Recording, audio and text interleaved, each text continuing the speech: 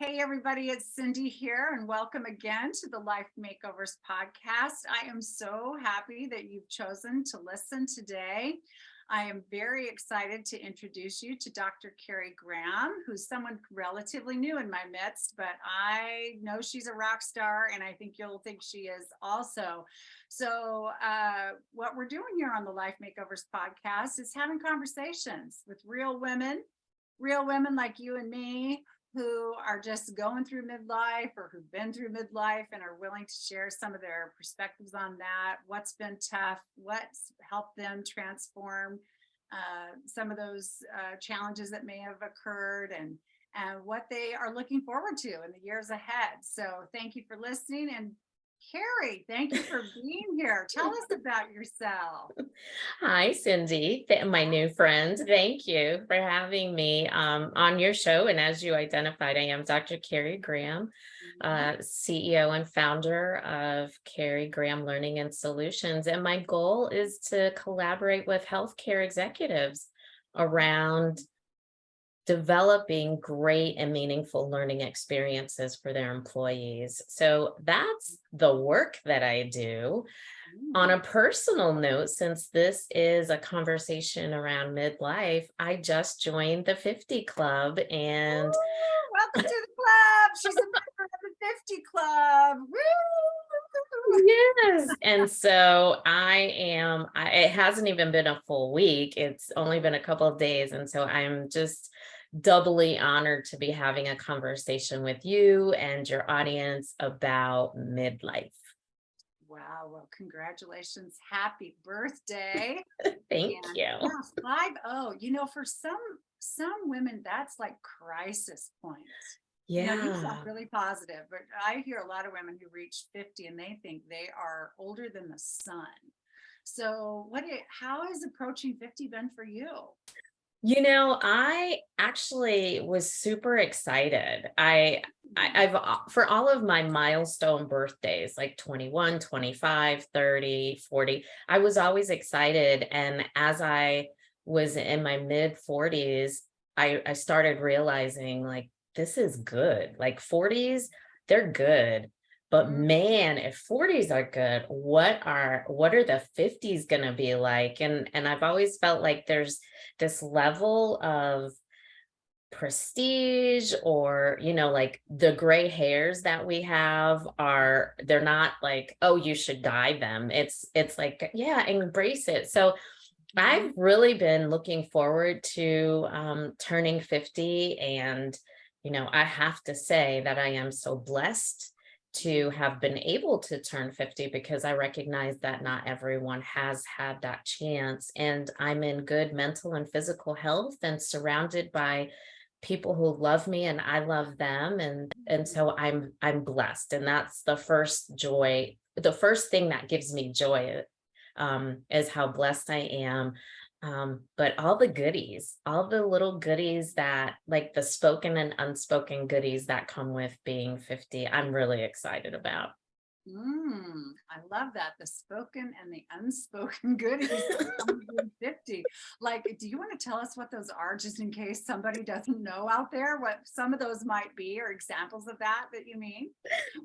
Well, I would say keeping it. Brought it up, Carrie. I know, I brought it. We want to know. Get your pens ready, people. She's going to give you a list of the goodies. Right. Like I brought it up. So I'm going to say, like, this is from my 40-year-old brain or like my 40s brain thinking they're these goodies. Yeah. But what I realize truly, what is an unspoken goodie is that I know better, right? Like it's not even that I know better, but I'm confident in doing better because I know better. And I can't say that I was always at that place, like when earlier in my adulthood, it's the effort of trying to prove yourself. And so you speak up or comment when perhaps you really didn't need to offer a comment. And then for me, at least, it was in my 40s of speaking up, because I was working in a predominantly, actually an all white environment. And as the sole African-American woman, challenging the status quo and being heard. And Mhm. toward, the last year, I really recognize that it is not my burden to bear to change all of the systems. Mm. That is not the fight that I'm on earth to fight. Mhm. I can contribute. It is my responsibility to contribute to some of the fights of injustice and inequality, but it is not going to rest on my shoulders, nor am I going to pick it up, because that's just undue stress. And so I know more. I have a better perspective of the person that I want to be. And Mhm. I am confidently going to step into that and just not be afraid. And so I'm going to say that's one of the unspoken goodies that Mhm. I've learned. And I really, leading up to my birthday, I really sat with the things, those types of things. And so I'm just excited to do them, not talk about them, because not everyone needs to know, what's going on in my mind, but it's something that I'm going and get to do. And I'm delighted. I'm delighted. Mm. Oh, I love all that. I've got little chills going. I really do. I literally have goosebumps. So I love hearing that. So thinking about how when we step into this season of our lives, we can really tap into the wisdom that we've Mhm. earned, gained Yes, through living this many years, right? And so we do absolutely. know better and we can choose to do better and Mhm. step into that confidence that being wise gives us, right? Mhm. Yeah. And I love what you said that we don't have to feel the burden of fixing everything, Mhm. Mhm. right? Because Yeah. there are many things that we would probably label, most of us would label wrong in the Right. world or in society or, Whatever. with the picture of life or whatever. Yeah. And maybe that's true and maybe it's not. I mean, whatever. But there is this, yeah, I love how you said that you can participate and contribute to the things that you feel really called to, Yeah. inspired to really move and make a difference in, but yet we don't have to feel this overwhelming burden Mhm. of I have to Yes. fix it all. Yeah. Yeah, absolutely. And part of that were some painful lessons that I had to learn, picking up burdens that weren't mine, and stress, and Mhm. inviting undue stress into my life. And that, I, at the end of the day, I was the one that suffered. And so I'm smarter now. I recognize, like you said, based on life experience, I recognize the things that are challenging for me to manage. Mhm. So why manage them? Like you said at one point to me, the earth isn't going to fall off of its axis if I don't address these things. And so, like, the Yes, world is going to keep spinning. So I'm going to leave that on the floor over there, and I yes. don't really care who picks it up or what gets done with it. I know I am not going to spend my energy and time and heart on that or those things, because there are other places that are more meaningful to me, that deserve what I have to give.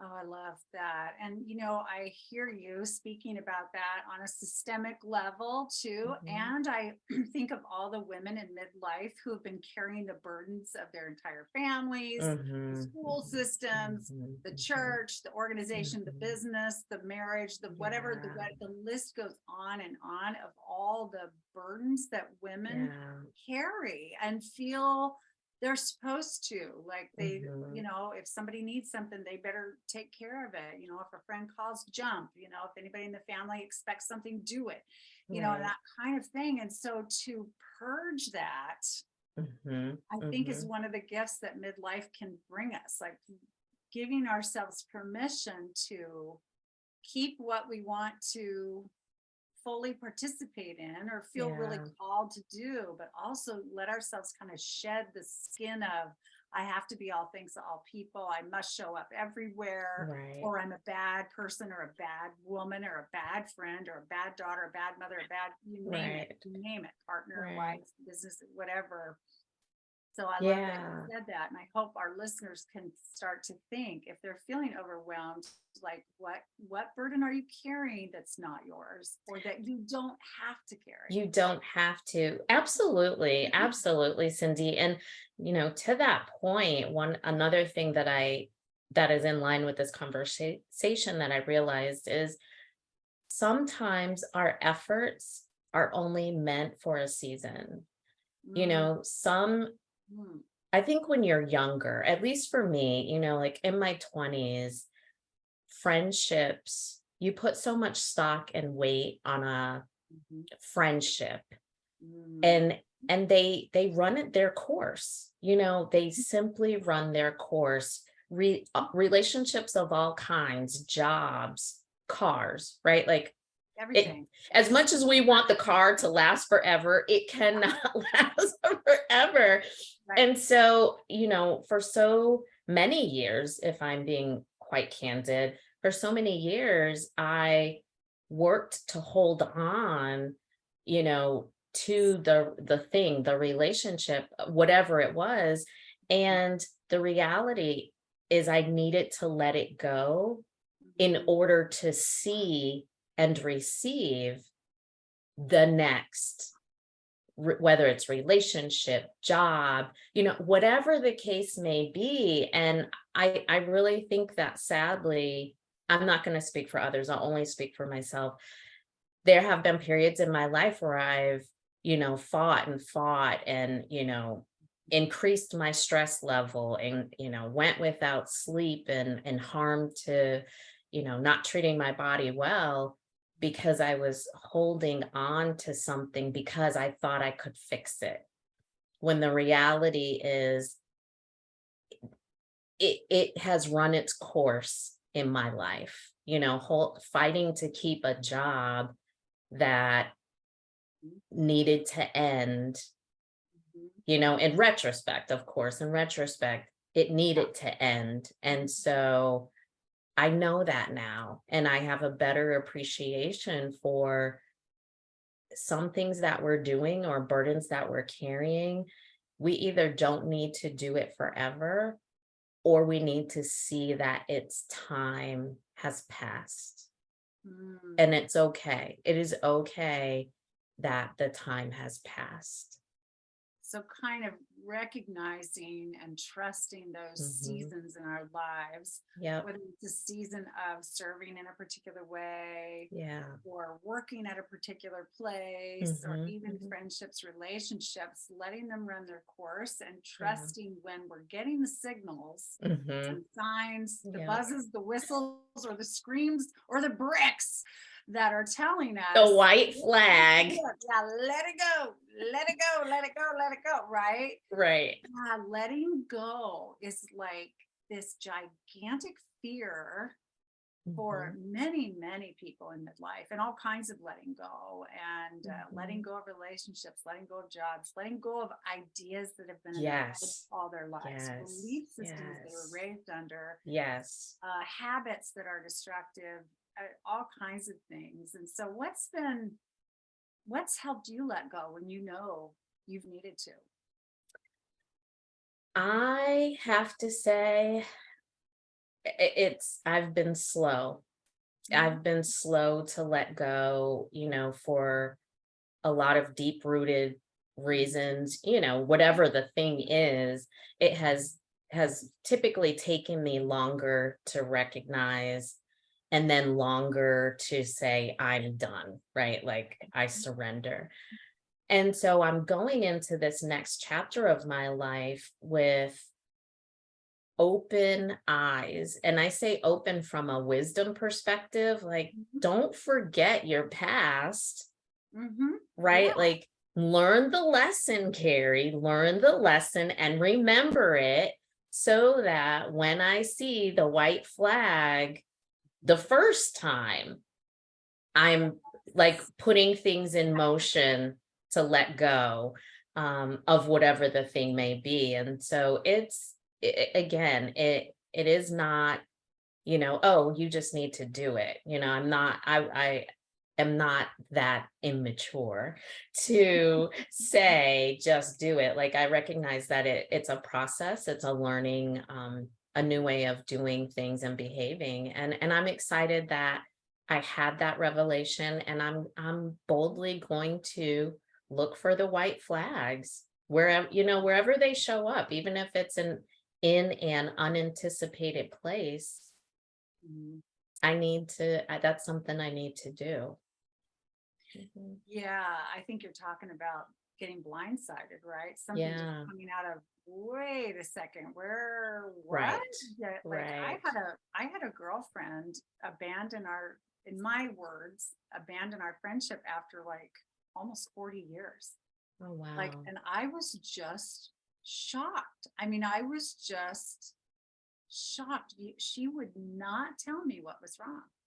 Mm, I don't know if I did something. I mean, I mhm. assumed I did or said something that must have really, Yeah, offended her. yeah, But yeah. I went over that and over that and Mhm, over that mhm, and over mhm. that and over that and over that and over that, like in my mind, checked all our Right, last like 2 months right, of text messages, right, right. reviewed my behavior and what Mhm. my intentions were around, everything. Like I was looking for Yeah, answers, trying to solve the mystery of what happened. And I sincerely could not figure it out. And I beat the dead horse of it for yeah, months before I yeah. went, Mhm, okay, mhm. I release you, Yeah, in my mind. I mean, she yeah, was long yeah, gone, but I yeah. release you in my heart Mhm, and my mhm. mind. I wish you well. I release you and I release me from Yes, whatever. right, I right. even I even told her I was sorry, and I didn't even Didn't know. I know. said, I'm so sorry if I offended you, hurt you, whatever. Mhm, I'm sorry. I need awareness. I need help understanding. And mhm. she wouldn't give me anything. Yeah, So, yeah. ultimately in that situation, and please think about this, listeners, when you're struggling to let go of something, you've seen it go through its season, whatever Mhm, it is, mhm. again, ask yourself, is it worth the pain Yeah, to yeah, stay with the game? yeah, Like, yeah. really, if you're going to work every day, Mhm, not mhm, feeling valued, or doing work mhm. that doesn't mean anything to you, or feeling abused by a boss, or Right, not being paid what you get. And I'm not suggesting, I don't know your circumstance. right, I'm just right. saying people Yeah, out there, or yeah. if you're in a relationship that's just painful, Mhm, over mm. chronically painful, and you cannot move the needle. It's like, Yeah. well, when you know, At is what this bad at what enough? consequence? Yeah, like, Right. how much longer are you willing to sacrifice yourself? Because at the end of the day, that's what we're doing, whether it's Yeah. a stressor that is imposed upon us, or if it's self-imposed. At Yeah. what point are we gonna say, I love myself enough to Yes. let this go, because I'm expending so much energy, I'm expending so much thought, I'm expending so much of my love to this, to figuring out this thing, or trying to fix it, when it has run its course. It can't be fixed, Yeah. or like a piece of glass cannot be fixed. It is simply broken. Yeah. And we can tape it together, we can glue it together, but Yeah. it's still broken. And so, Mm. are we going to spend money buying more tape? Are we going to, spend money on band-aids because we've cut ourselves trying to get all the little bitty nuanced pieces back together? Or are we going to say it simply is, and I love myself enough to save the money to not have these glass cuts, and just enjoy it, the memory of it, right? Yeah. Or see it Yeah. through a different lens, and Mhm. receive it in that regard. But I I really have learned the lesson of you and I, the audience, we all really have to love ourselves, and not just love ourselves in thought, but love ourselves in deed, and how we are treating ourselves. And, I'd like to think that I've always loved myself, Mhm. but I don't believe I engaged in things that demonstrated I loved myself. I've always been a worrier, Mhm. and Mhm. that Mhm. is destructive. It is Yeah. simply Yeah. destructive. I have not had an issue with drugs and alcohol, and that may be the experience of some people, Sure. but at what point can we all just look in the mirror and say, I love you, and I'm going to treat you in a manner that demonstrates I love you? Yeah. Oh my, you said a load there, sister. I gotta say, let's just pause for a second here because there was so much in all of that that was so valuable. I love the metaphor of the broken glass and how it can't be fixed. And we Mhm. can try to fix it, we can tape it, we can glue it, we can whatever, and it's still broken. It's still Yeah, broken. and yeah, and then I think all that we're talking about here, part of what happens for people by the time, in my what I've found with clients and other women I've talked to in midlife, is that by the time we're in our 40s or 50s or 60s or whatever, we've invested you know decades into friendships, decades into jobs, decades into partnerships or marriages. And so there's a lot to lose, Yeah. right? And then Yeah. there's all the good that was in those decades, along with the all the awful, ain't it awful, Yeah. things that just feels so burdensome. So that's part of the hesitation, I think, of letting go, but that's part of the sacrifice and the aging and the Yeah. illness and the Yeah. chronic pain Yeah. that also comes because Mhm. we've been trying to muddle through this for so long and Yeah. are resisting its end because we don't feel good about that either. So then there we are. Mhm. And so, Mhm. yeah, I agree with you. It all comes down to how much are you willing to sacrifice? Mhm. Do we understand? Do we see the effects of hanging on to what's Mhm. not working? Yeah. And what would it look like if we really loved ourselves? Like, Mhm. what would that look like? Right. Right. And And that, to take it, Cindy, to take it a step further, I would also invite people to consider, and as I'm saying this, I'm speaking to myself as well, but if we are working to truly demonstrate how much we love ourselves, how much more abundantly can we love others?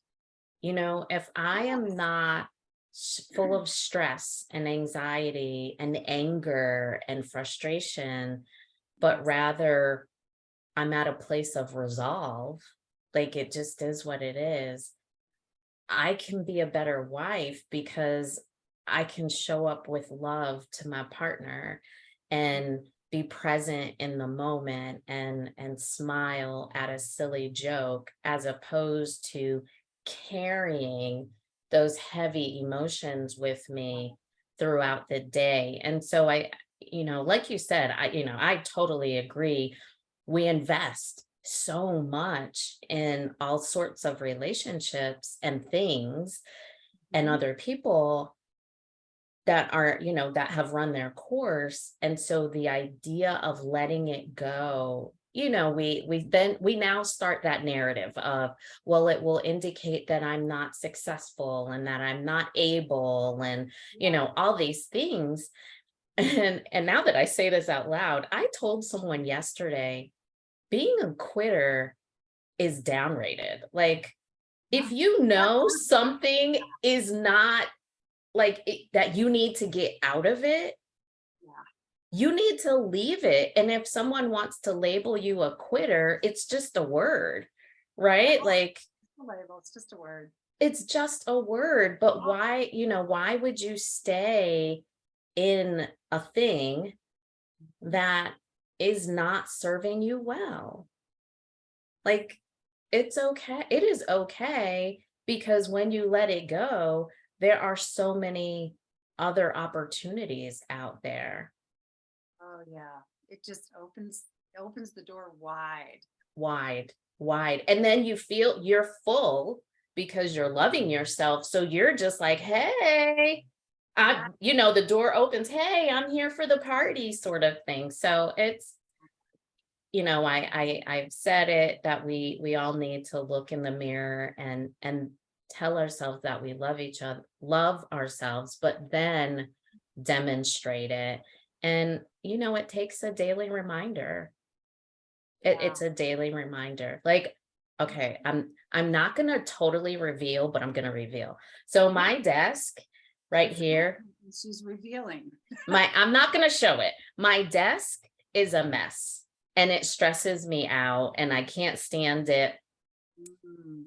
And so having this conversation and saying it out loud is a reminder that I don't need to stress about it. No one can see it. But when I get some time, I'm going to clean it because I simply don't like it. Yeah, you can see it. And I that can see it. matters. Yeah. Right. I can see it. No one else can see it. And it's a mess for a reason. Like, there's a reason that it's like this. And so, I think we oftentimes have more control than we have more control over the things we can control than we like to believe. Mhm. And we need to accept that we have minimal control over the things we don't have control over. Yes. It's the acceptance piece. Yeah, for sure. Yes. It's like whatever you don't like, right? Or Mhm. whatever's stressing you out, or whatever, everybody out there, right? Me too, you too. Yeah. What can we do something about? What are we Mhm. responsible for? And Mhm. what is out of our wheelhouse, right? Yeah. Yeah. And so do what we can about what's important, and then again, let the rest go. And maybe we change our mind about it, change our Mhm. consciousness around something that, Mhm. that eases that as well. But I love what you're saying. And the decluttering of your desk is going to bring more peace into your heart and your Right. mind. It will soothe Right. you, it will calm you. So yeah, Absolutely. everybody's got a closet A and drawer, something. or a garage or a car with an explosion inside it. Something. We've all Something. got it. We've all got something. And or an email box. Yes. Oh, Yes. oh Lord. The Yes. times I've heard people just stressing Yeah. over the Yeah. inbox, Yeah. It's there's not worth power. the stress. It's not worth the stress. And you get to it when you can. And Yeah. today, this is going to be here tomorrow, and I will have more energy. And because I'm not worrying about it, like, I'll get to it tomorrow when I have time. Yeah, Yeah. exactly. So I love that you said the word quitter is downrated or downplayed or whatever. Yeah. It's not. We don't run out to earn that label, right? Like, oh yeah, I want to. What do you want to be when you grow up? I want to be a quitter. Yeah. I want to be a quitter. But I love the thought. It's like, what else could we call it? Just in case the word quitter just we can't quite get around it. We could call it We could call it an adventurer. an We adventure. could, or an explorer. And the reason I say that is I often tell people I try to live my every day as an adventure, right? Like, I meet someone new, I enter conversation, I have no idea what's going to come out of it. I Mhm. just go into it with a sense of adventure. And that whole quitting thing and adventure piece comes from my work when I was a university professor. I would tell undergraduate students, they would say, Dr. Graham, I don't want to go away to grad school, but it's the best opportunity. And I would always tell them, grad school for your master's is at most 2 years of your life. It's only 2 years. there are so many things and so many ways that you can benefit from moving away from home and exploring another place, and like just in infinite possibilities.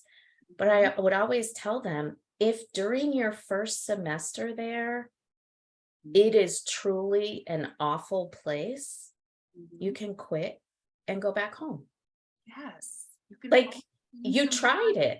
Right. And so at least, and I would tell them, like, even if you leave after the first semester, at least you've got that experience and you have a story to tell. But you don't have to be defined by something you left, or, you quit, or you adventured or explored. Like, it's just a page in our life, in the book of life for us. So I don't have a problem with, quitting things. I come from an athletic background where, quitting is just, It's a bad word. it's a bad word. Bad word. It is vile. It is vile. But the reality is if something is harming you, you need to leave it, whatever it is. Even if it's a bad habit, right? Like, Yeah. I know I need to leave sugar alone. I need to end our relationship, but I like it, right? And as I'm getting older, I'm starting to recognize the harm that it's causing in my body. And I've got to make that choice. Like, it's okay. There are other treats that I can indulge in outside of refined sugar, butter, and fat. Like, there are other things. Yes. Yeah, there's always another choice in life. Absolutely. Even when we quote unquote quit. Yep. Yep. I'm thinking too that maybe quitters, so to speak, are the most honest people on the planet. Yes. I like that. I like Maybe. that. Yeah. I worked Yeah. with a woman decades ago. I worked at a hospice. I was a grief counselor for a long time. Loved working there. Just wonderful, wonderful place. Worked with a lot of people. And there was a woman in she wasn't the executive director, but she was in kind of a middle management kind of position. Oh. And I really liked her. She'd been there quite a long time and struggled with remaining there, I think, for quite a while.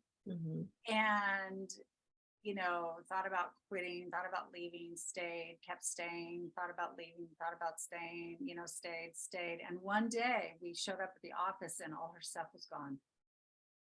She had come in under the cover of night. Yep, in the night. And moved herself out. She quit like that.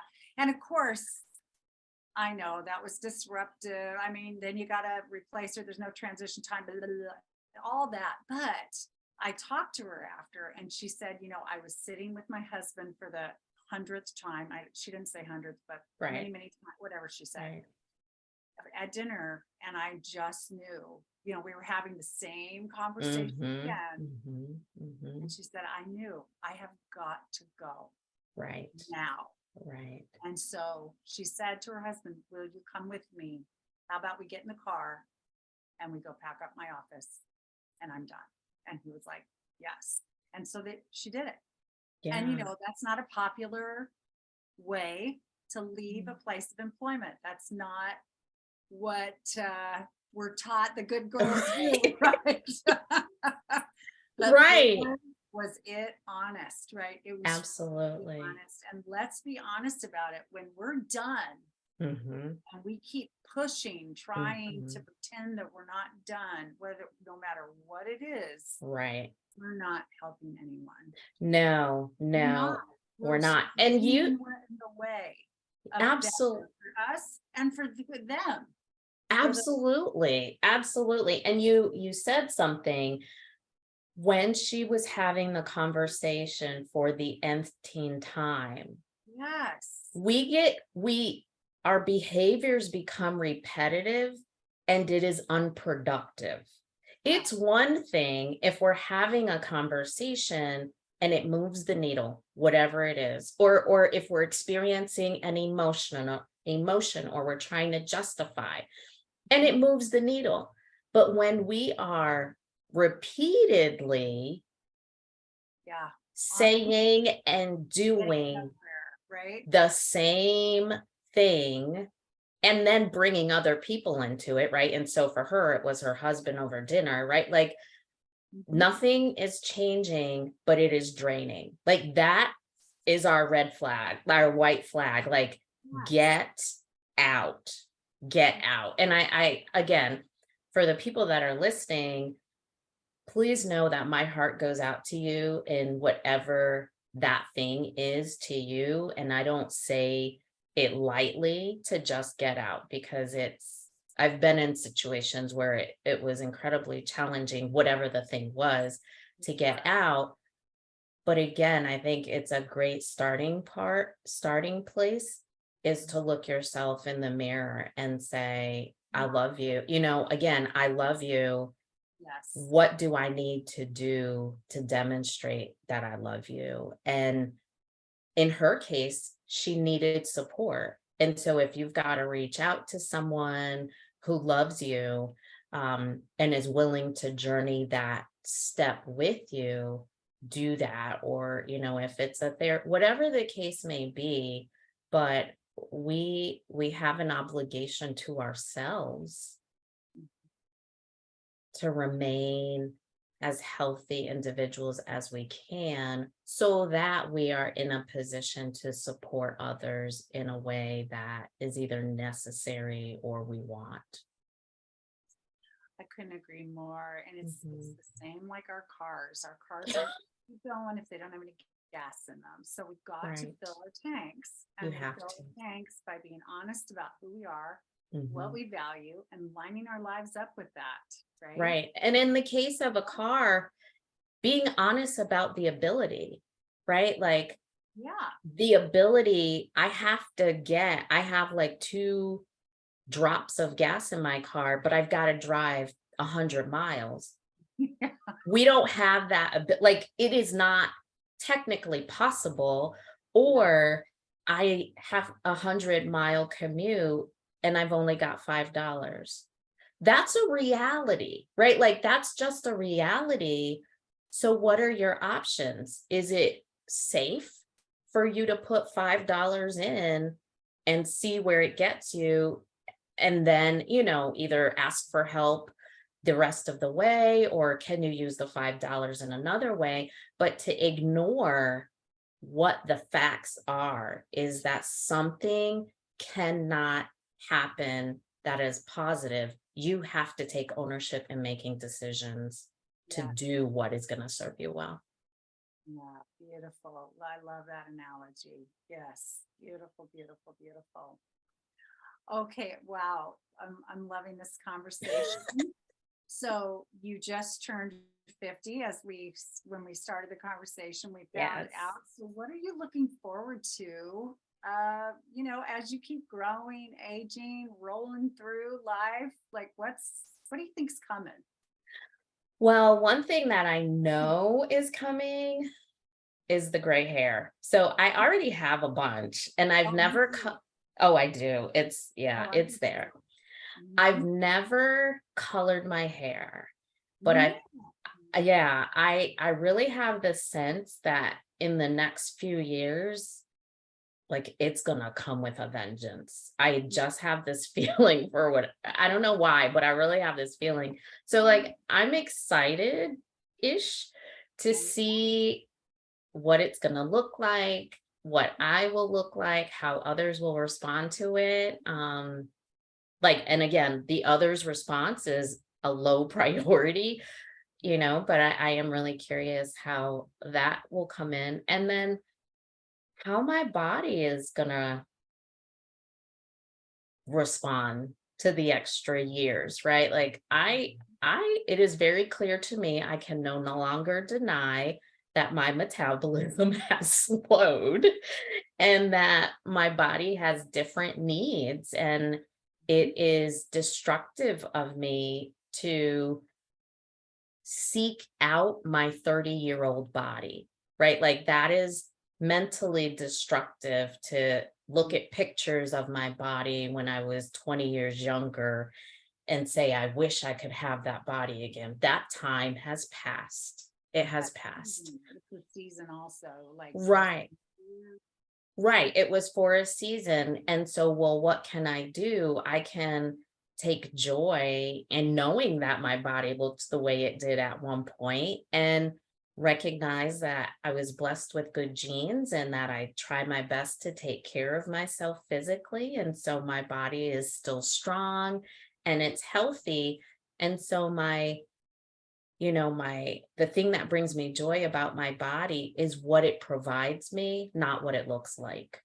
Oh, I And love that. yeah, so it's really about what it's doing for me as opposed to my waist is however big, like those things really don't matter anymore. The numbers, yes, the numbers. Right. I love that you brought this up. I recently did a podcast conversation with Stephanie Barton, who talked about, our body is our vehicle, and we are not our bodies. Yeah. We're so much more than our bodies. Yep. We had a really lovely conversation about body love and what our bodies are for and what they're not. And it was it was a lovely conversation. And a full disclosure here, one of my intentions this year is to get 100% into body love, for my body. Like I love it in tons of ways. I do have gratitude for my body. I think about all those things that it lets me do. Right. I get to see beautiful things. I hear beautiful things. I get to hug people with my arms. Right. My feet get me around and legs everywhere. And, I enjoy cycling and I love walking and I experience nature and then the brain. I mean, the amazing thing that our brain is, and then just that, the heart beats without us telling it to, and we keep breathing. Like we can count on our breath literally every second that we're alive. I'm fascinated by all of that.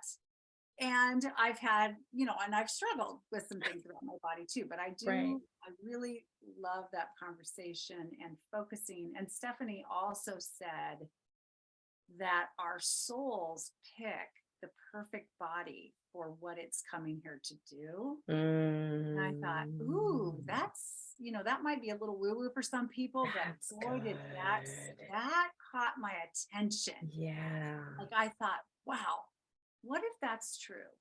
That our souls said, here's the body I need to do the work I'm coming here to do. And that just fascinates me. So I'm really curious about playing with that idea and letting that help me transition into greater body love as well. And I know that is a classic issue with women in midlife. Yeah. So much war going on between themselves and their bodies, Right. The hormones are all over the place. There's chronic pain, they're aging, they're tired, the weight fluctuation, all that. Yeah, I would, I love that also because I have a science and medical background.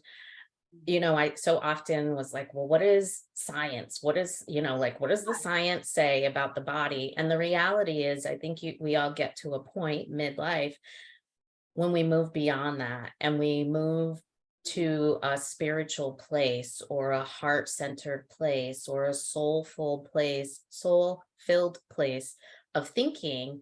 And I think that's a testament to all of us having such wonderful or such rich, right, life experiences lead us to that.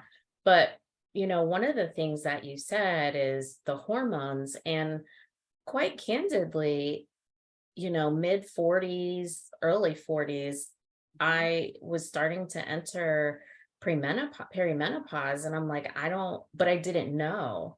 And so there isn't public conversation for women around the implications of menopause and perimenopause and postmenopause and what that means. And we are all not the same. And so it shows up differently for everyone, even within the same family.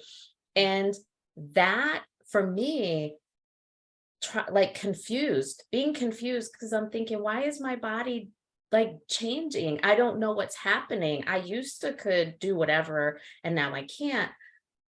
But it's because I didn't realize, right? Like no one had planted the seed of menopause could potentially make these things happen. So it was a long struggle for me. And I'm at a place now where I say, I blame everything on the pause. That's just what I say.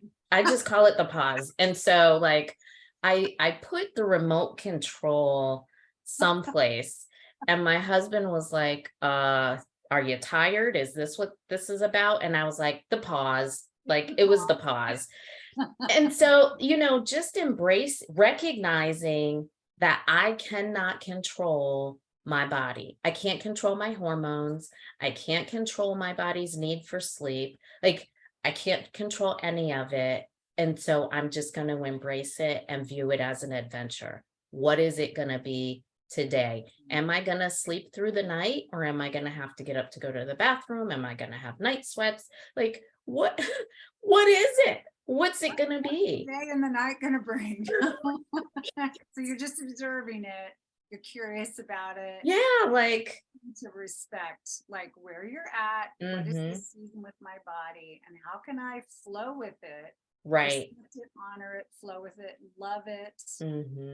Yeah, instead Yeah. of resisting and fighting something. Yeah, and that's the like that's for me, that's being loving to myself.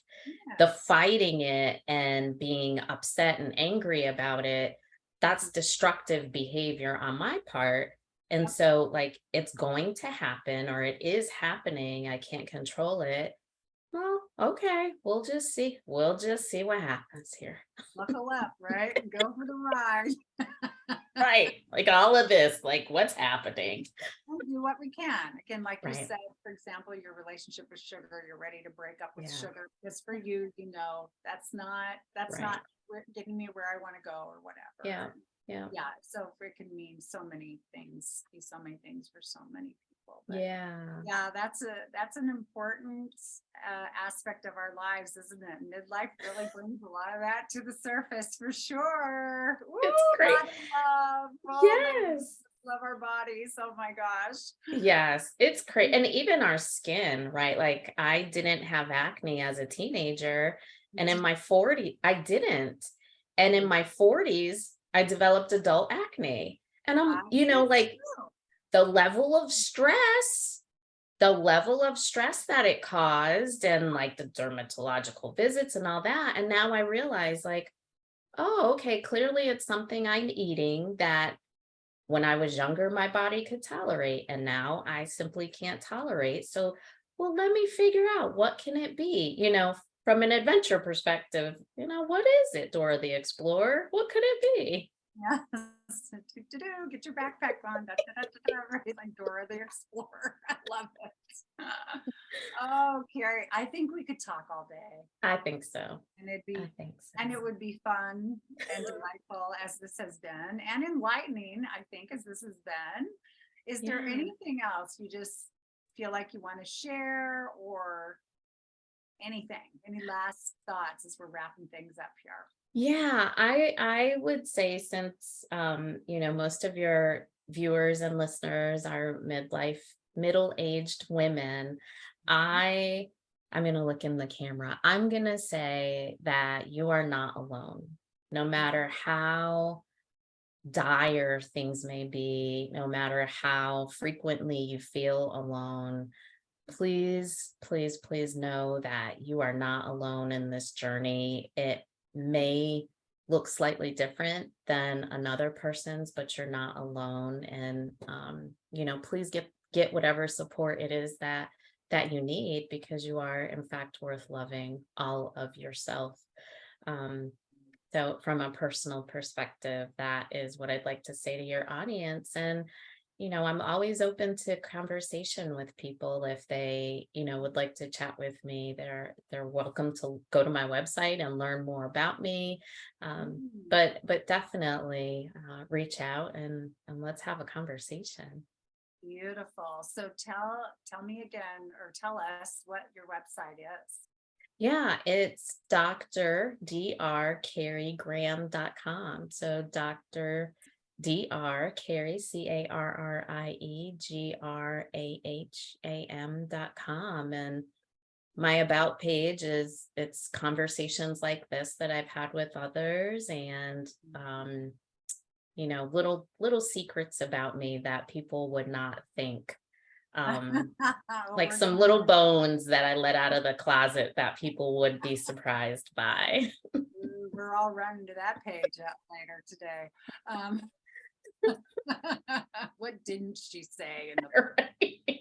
dun dun dun? We Right. may need a follow-up episode after that. I don't know, ladies. We'll have to see. But no, that's great. So just go find Carrie at drcarriegraham.com. We'll also put the website in the notes for the episode. And gosh, I just thank you so much. What a delightful conversation. And I appreciate you. I appreciate your time. I know you're a very busy woman. And I really appreciate that you took time out to visit with us today and share your wisdom. And welcome again to the 50 Club. I'm a senior member. I've been in almost 6 years. I'm starting to look at the 60 Club. That's only about 4 years down the road for me, but no, I really appreciate that. Yeah. Not to be here. Yeah. And Cindy, I want to say thank you. Thank you for our budding friendship and having conversation around midlife and life and business, and the opportunity to discuss things that so often women don't have the opportunity to discuss openly. I think it's really important, and anytime I can be an advocate for having conversations that people don't want to have publicly, I want to take advantage of that. So thank you for having me. I truly appreciate it. Oh, it's just been my honor and pleasure to have you here. So thank you. And yeah, I look forward to all that lies ahead. And I thank you, listeners, for being here with us as well. I know you have a lot of choices, and so I'm really honored that you would take the time to listen. And for sure, spread the news of the Life Makeovers podcast to anyone you think that might be served by what's going on here. And if I can be of service to you as a coach, speaker, and author, or anything else, feel free to go to my website at cindydwhitmer.com. I am the Midlife Makeover Coach, and I love supporting you in any way that I can. So thank you again for being here, and I will talk to you again soon. Bye-bye.